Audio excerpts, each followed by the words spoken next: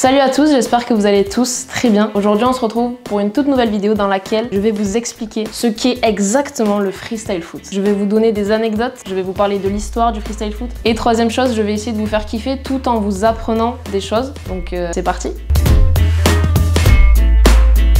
Pour commencer, je vais tout simplement vous mettre la définition qu'on trouve sur Wikipédia à freestyle football. Le football freestyle est une discipline libre mêlant acrobatie, jonglerie, gymnastique et dont l'accessoire est un ballon de football. Je vois pas trop quoi rajouter à part que pour moi le freestyle voilà, c'est un art et un sport. C'est un truc qui est totalement libre. Et c'est ça qui est beau avec cette discipline et c'est pour ça que j'ai décidé de vous en parler aujourd'hui. L'art du freestyle a sûrement été inspiré de certaines disciplines comme le Shinlon, le Genzi, qui sont pour certaines des disciplines datant de plus de 2000 ans. Et il me semble que pour le Shinlon et le Genzi, ça vient d'Asie du Sud-Est. Les figures de base du freestyle, comme par exemple le Nextol, ont d'abord été jouées par des artistes de cirque, comme Enrico Rastelli, Francis Brune, etc. Cette information provient de Wikipédia, mais évidemment je n'avais pas envie de vous faire une vidéo avec que des infos que vous pouvez trouver vous-même. Je suis entrée en contact avec un ancien jongleur. Qui est ce monsieur? Qui est Chris Christiansen?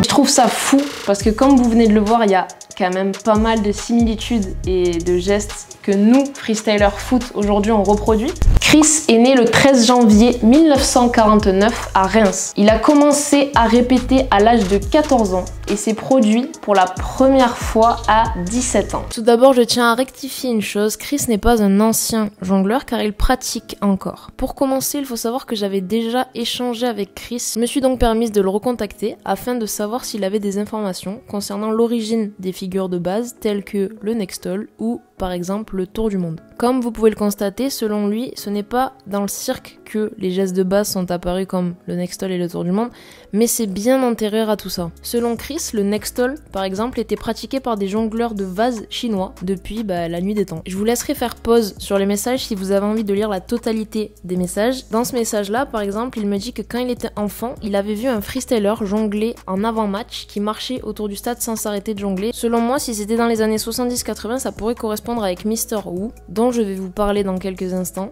La chose un petit peu marquante dans cette conversation, c'est quand on a abordé le sujet du double tour du monde, donc le Lehmans ATW, qui a donc été créé comme son nom l'indique par Lehmans. Chris m'a donc dit que Francis Brune aurait réalisé le double tour du monde un tout petit peu différemment que nous freestylers, c'est-à-dire qu'il aurait posé la balle sur le dessus de son pied, réalisé le double tour pour ensuite la récupérer sur le dessus du pied. Donc est-ce que Francis Brune est l'inventeur du double tour du monde? On n'en sait rien et dans le freestyle ça restera toujours Lehmans. Et on va aller dans les années 70-80 pour parler de Maradona. J'ai commencé à écrire cette vidéo en novembre, début novembre 2020 et entre le temps où j'ai terminé de l'écrire et le temps où je tourne, ce monsieur est malheureusement décédé et ça m'a touchée parce que du coup, comme vous allez le comprendre, il a eu son importance dans le freestyle foot. C'était un grand technicien du ballon et il a inspiré énormément de freestylers. Il faisait énormément effet avec les gestes techniques qu'il réalisait pendant l'échauffement. Après Maradona apparaît, dans ma vidéo en tout cas, selon mes recherches, voilà ce que j'ai trouvé, Monsieur Wu. Monsieur Wu est né le 13 novembre 1963. Monsieur Wu s'est donc exercé et a commencé à pratiquer des gestes techniques et ça a été l'un des premiers à réussir à gagner de l'argent grâce à des démonstrations des shows. Inspiré par Maradona et par sa capacité unique de contrôler le ballon de foot. En 2000-2003 arrive Touzani. Et c'est un peu le début d'une nouvelle époque car dans une fameuse vidéo, Touzani réalise ce fameux geste technique qui s'appelle le TATW et le moment où il va poster cette vidéo, elle va réellement buzzer. Il est donc considéré comme le créateur de ce geste. Cependant, il a avoué récemment dans une interview qu'il n'avait pas réellement créé ce geste. It's not my dream. Oh, yeah, this is big news. Le seul truc que je peux vous dire, c'est que dans cette interview, Touzani dit que pendant un tournoi de foot, I was at the tournament it's called in and out. Il a aperçu un garçon qui était en train d'essayer ce geste. Le lendemain, il a voulu essayer et en s'entraînant, il a fini par le réussir. Il a donc fait la fameuse vidéo qui tourne absolument partout dans les années 2002-2003 et cette vidéo est devenue très virale. Cette vidéo a énormément inspiré. Il y a énormément de gens qui se sont mis à commencer à faire des gestes techniques et donc à commencer le freestyle foot. C'est donc un très grand pionnier de cette discipline et je pense qu'il est temps de vous parler d'un second pionnier. Palais est un freestyler qui a commencé en 2004 à l'âge de 16 ans. C'est un freestyler suédois. Je pense vraiment qu'il a créé 70% des gestes de base du lower et ça a été un des premiers du coup à être aussi chaud en lower forcément et c'est pour ça que c'est un pionnier de cette discipline. Pourquoi j'ai fait un petit accent marseillais là?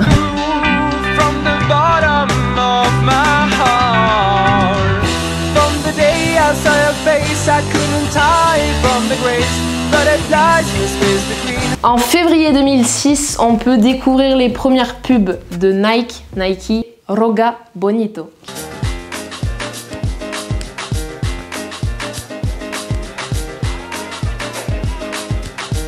Qui étaient donc des publicités avec par exemple Eric Cantona ou le grand Ronaldinho. Cette série de publicités qui est sortie en 2006, enfin qui a commencé à sortir en 2006, a marqué les esprits et je pense qu'il y a énormément de freestylers qui se sont mis à cette discipline grâce à ces pubs. Je vais à présent passer aux catégories de cette discipline. C'est parti. On va d'abord parler des 4 catégories principales qui sont la première, les air moves, donc le lower. Et c'est en fait la réalisation de gestes techniques debout avec les jambes, tout simplement, comme par exemple le tour du monde. Deuxième catégorie, le upper, qui sont des gestes techniques réalisés avec le haut du corps, plus principalement la tête. Troisième catégorie de cette discipline, le sit down, qui consiste à réaliser des gestes techniques en étant assis par terre avec le ballon. Et pour terminer sur les 4 que j'avais envie d'aborder dès le départ, les blocs. Son nom l'indique, ça consiste à bloquer la balle sur une partie de son corps. Ce que moi j'appelle sous-catégories, ce sont les catégories qui sont apparues soit un peu plus tard, soit qui se sont modernisées plus tard. En 1, nous avons les transitions qui sont du coup le fait de passer d'une catégorie à l'autre. Donc vous êtes en site, vous voulez vous relever, vous allez faire une transition pour vous relever. Voilà. J'espère que c'était clair. Les acrobaties. Les acrobaties, on voit ça depuis quand même assez longtemps dans le freestyle, mais ça se modernise de plus en plus. C'est vachement inspiré du break, de la danse, du cirque, de la gym, etc. Troisième chose, du coup, les stalls, qui sont en fait le fait de mettre la balle en arrêt sur une partie du corps, donc semelle, genou, tempe, etc. Et dernière chose que je vais aborder, les slaps. Donc oui, vous le savez, c'est ma spécialité. C'est un mix tout simplement du lower et des blocs. Certains me diront, mais t'as pas parlé du ground et du pana, et comme je vous l'ai dit dans une précédente vidéo à moi, pour moi le street soccer et le freestyle foot sont deux choses totalement différentes, donc je ne parlerai pas de pana ou de ground dans cette vidéo. Et de toute façon, je suis vraiment pas apte à en parler. Vu le nombre de petits ponts que j'ai pris par des enfants de 4 ans et demi. Les fédérations, donc il est temps de vous présenter très rapidement qui gère un petit peu le monde du freestyle foot. Vous avez donc WFFA qui est la fédération officielle internationale de freestyle foot. Donc vous allez me dire mais à quoi ça sert, etc. Et bien très simplement ça sert à rassembler les freestylers autour d'une même structure à laquelle ils peuvent s'identifier. Ça sert également à centraliser et retransmettre les informations sur la discipline, organiser des événements et promouvoir. En gros, ils contribuent un peu au bien-être de la discipline. En France, nous avons Foot Freestyle France, qui est une asso créée par Fall, qui est un petit peu le papa de la communauté française. Et très bonne transition, car il est temps de passer à la communauté. La communauté de freestyle foot, faut savoir que c'est très niche, donc c'est une énorme famille. La plupart des freestylers se connaissent, se côtoient lors des meetings et des compétitions et partagent la même passion évidemment. Au niveau national, nous avons des meetings et des compètes qui nous permettent de nous réunir et donc de tous se découvrir.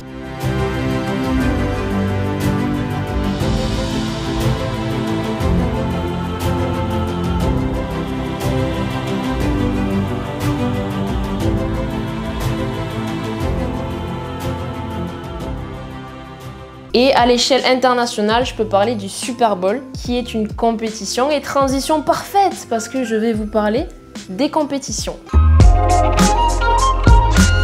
Pour vous parler des compétitions, je vais commencer par du coup vous parler du Super Bowl qui est la compétition annuelle et le rendez-vous du coup annuel également de tous les freestylers du monde entier. What the fuck?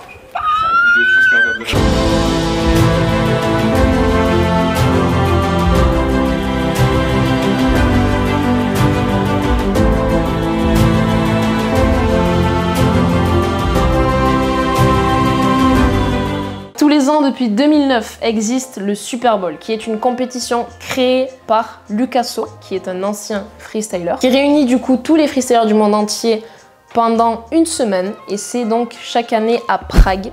Il me semble qu'en 2009, 2010, 2011, ça s'appelait pas Super Bowl, le nom a évolué avec le temps, et pareil, c'est devenu un championnat du monde avec le temps, c'était pas directement ça en 2009, au début c'était une sorte de meeting, donc pour réunir tout le monde, et au fur et à mesure ça a évolué, et c'est devenu...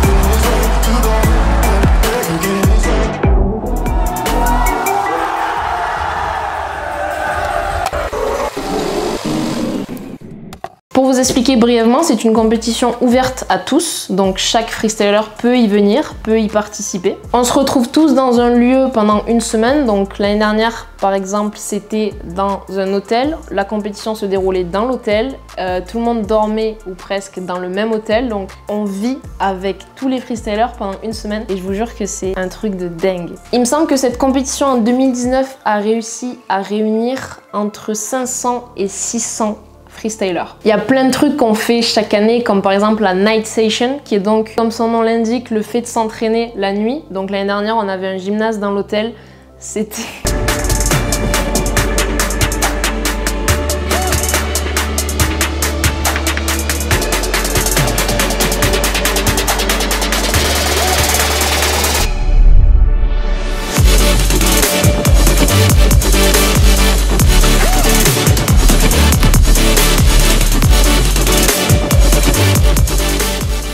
Le cas de 2019 car j'étais, on avait une salle, donc une sorte de gymnase dans l'hôtel et tous les freestylers se réunissaient la nuit et ça pouvait aller jusqu'à 4-5 heures du matin à s'entraîner. Quand je vous dis que c'est la folie. La compétition dure plusieurs jours, comme vous l'aurez compris, il y a plusieurs catégories comme les battles, donc hommes et femmes, ce n'est pas mixte. Les battles du coup c'est deux personnes qui s'affrontent pendant 3 minutes. Donc c'est 3 fois 30 secondes chacun, donc le premier passe 30 secondes, le deuxième passe 30 secondes. C'est exactement pareil que les compétitions de break. Il y a aussi donc les routines qui sont des passages préparés sur une musique, donc c'est un petit peu des shows. Et ces shows sont en général là soit pour divertir, soit pour raconter une histoire. This is my story, an art of creation, one trick, one little move of your body. Nous avons aussi les doubles routines qui sont la même chose que la précédente mais à deux.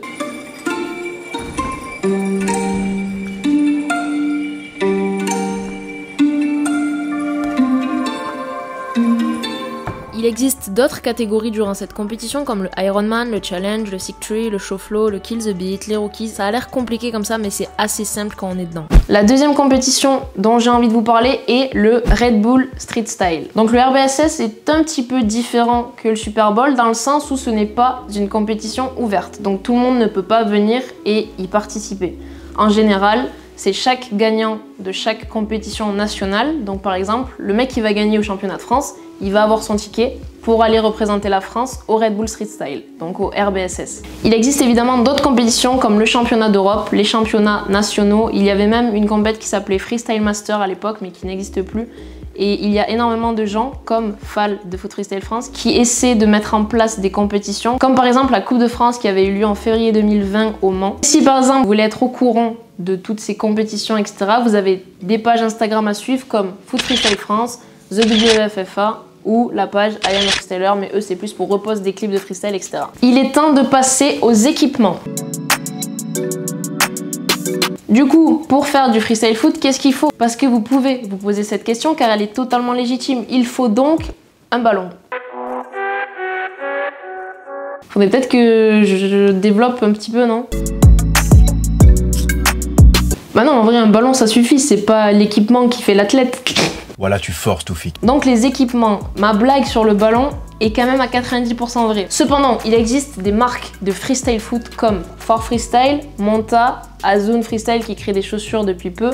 Nous avons Urban Ball en France, Spin et d'autres. Il y a SWRL aussi. Pour résumer très brièvement, car sur la vidéo c'était beaucoup trop long, chaque freestyler va devoir essayer du matériel pour voir ce qui lui convient le mieux. On peut très bien être un bon freestyler en ayant un ballon basique qu'on va acheter chez Decathlon et des chaussures basiques, peu importe la paire. Cependant, il est certes plus facile d'avoir du matériel adapté comme des balles spécialisées avec potentiellement un petit peu plus de grip et plus de légèreté au niveau du produit et des chaussures très légères et bien adaptées comme par exemple celle que fait Tobias chez la marque For Freestyle. Chaque freestyler doit choisir son matériel car chaque freestyler a des besoins différents. Donc voilà, en vrai c'est pas obligatoire d'avoir le meilleur ballon, les meilleures chaussures pour être un freestyler. Pour débuter, on a tous eu un ballon comme ça et des chaussures comme ça, donc n'ayez crainte, c'est pas important. Après, si vous avez envie et si vous pouvez vous le permettre et que vous savez pas trop quoi prendre, n'hésitez pas à me DM sur Insta et je me ferai un plaisir de vous conseiller sur quel type de produit serait le mieux adapté au style que vous avez envie d'avoir tout simplement.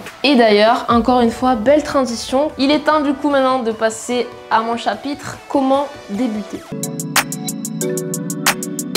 Les conseils que je vais vous fournir sont assez simples. Donc, bien s'échauffer, bien s'étirer, boire de l'eau et commencer par les bases. Évidemment, si vous n'avez jamais fait de freestyle et que vous voyez une vidéo d'un mec en train de faire un triple tour du monde et que le lendemain vous vous dites ok, je vais prendre mon ballon et je vais essayer de faire un triple tour du monde, non, ça ne marchera pas comme ça. Il faut énormément de temps pour acquérir un bon niveau dans le freestyle et il faut forcément passer par les bases, donc les premiers gestes de cette discipline, comme le tour du monde, le HTW, le crossover, le slap, le next stall, faire des gestes en sit. Tout ça sont des gestes qu'on apprend au tout début car c'est des gestes assez faciles et qui sont du coup obligatoires pour apprendre ensuite les gestes un petit peu plus compliqués. Aussi à savoir que chaque geste a un nom et au début c'est très compliqué, on s'y perd, mais c'est comme tous les sports. Au début vous galérez, mais plus vous allez regarder des vidéos, plus vous allez être dans ce monde-là et plus ça va rentrer dans vos têtes et ça va devenir vraiment hyper simple. Et du coup ensuite pour commencer, parce qu'il y a énormément de gens qui me disent est-ce que tu peux m'apprendre, etc. Honnêtement j'ai appris seul avec des tutos sur YouTube. Donc pour commencer, si vous voulez apprendre le tour du monde, vous écrivez sur YouTube comment apprendre le tour du monde, tuto, et vous trouverez vraiment tout ce dont vous avez besoin. Comment on en vit de cette discipline? Ça, beaucoup de gens se posent la question et c'est totalement légitime. Pour vivre du freestyle, il vous faudra quand même acquérir un assez bon niveau et même malgré ça, c'est très difficile d'en vivre. Je vous dis qu'il faut avoir un bon niveau car il faut être dans la capacité de pouvoir proposer des shows, des démonstrations, comme par exemple va le faire un magicien, un danseur ou un chanteur. Quand on réalise un show pour un événement ou pour un client, il faut savoir que ça apporte une plus-value à cet événement. Événement qui peut être sportif, festif ou culturel par exemple. Ça peut être lors des soirées d'entreprise, lors de tournois de foot, lors d'événements sportifs, peu importe. Le but est juste de divertir, d'inspirer et de faire kiffer les gens tout simplement. Un show de freestyle foot, c'est pas quelque chose de très simple à réaliser parce qu'il faut se mettre en tête que du coup c'est pas on vient, on fait des gestes et on repart. Faut que ça soit quand même une sorte de chorégraphie. Bref, c'est quand même assez de travail et c'est pour ça qu'avoir un bon niveau pour pouvoir faire des shows est quand même assez primordial. Faut se dire aussi qu'un show ça doit quand même apporter émotion au public. Concernant les initiations, j'en ai parlé très rapidement tout à l'heure, mais en fait ça consiste à tout simplement faire essayer des gestes de base de cette discipline au public, aux enfants si c'est un tournoi, etc. Deuxième façon d'en vivre, les tournages. Des marques ou des artistes peuvent faire appel à des freestylers pour promouvoir que ce soit un produit, un projet ou même une marque. Que ce soit pour du digital, pour les réseaux sociaux ou même pour la TV. Et troisième façon d'en vivre pour moi, c'est le sponsoring et les réseaux sociaux. Donc oui, il est possible de vivre grâce à du sponsoring. Donc une marque va vous payer pour porter donc ses vêtements si c'est une marque de vêtements, pour en tout cas promouvoir sa marque et donc c'est possible d'en vivre grâce à ça. Et les réseaux sociaux, du coup, si un freestyler arrive à bien travailler ses réseaux sociaux, son image et à avoir une communauté, il peut... Donc avant que la light se coupe, je disais, si un freestyler arrive à bien développer ses réseaux sociaux, à avoir donc une communauté, etc., il peut donc vivre grâce à des partenariats avec des clients ou des marques. J'ai un ami qui a fait une vidéo sur comment vivre du freestyle qui est beaucoup plus détaillée que ce que je viens de vous faire. Je vous la mets juste au-dessus, n'hésitez pas à aller la voir à la fin de cette vidéo si vraiment ça vous intéresse. Et voilà, je pense qu'il est temps de clôturer cette vidéo. Si vous avez des questions, n'hésitez pas à me les poser en commentaire, je répondrai au plus de monde possible, voire même à tout le monde si je peux. Pour les freestylers, si vous pensez qu'il y a des trucs que j'aurais pu rajouter ou des trucs que j'ai peut-être mal expliqué ou quoi, n'hésitez pas à me le dire aussi, tant que c'est constructif, ça me va parfaitement. Et en tout cas, moi je suis très fière d'avoir terminé cette vidéo, de vous avoir parlé de ma passion et de vous avoir du coup présenté la discipline. J'espère vous avoir appris des choses et j'espère également vous avoir inspiré et tout simplement vous avoir fait passer un bon moment. Comme d'habitude, je vous souhaite que du positif et c'est ciao.